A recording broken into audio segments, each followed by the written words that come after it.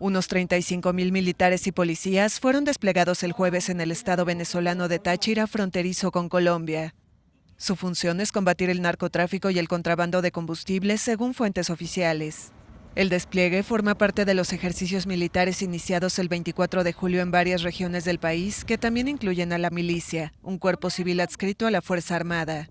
Según la Jefatura de Operaciones de la Fuerza Armada, durante los ejercicios han sido incautadas 20 toneladas de droga en todo el país. Temprano fueron desplegados vehículos militares y uniformados que realizaron prácticas de tiro. También se reiteró el pedido del gobierno de Nicolás Maduro a las autoridades colombianas para que refuercen los controles al tráfico de cocaína y gasolina venezolana altamente subsidiada. Maduro puso en marcha los ejercicios luego de que el 22 de julio el país quedara a oscuras por un nuevo apagón que el gobierno atribuyó a un ataque electromagnético de Estados Unidos.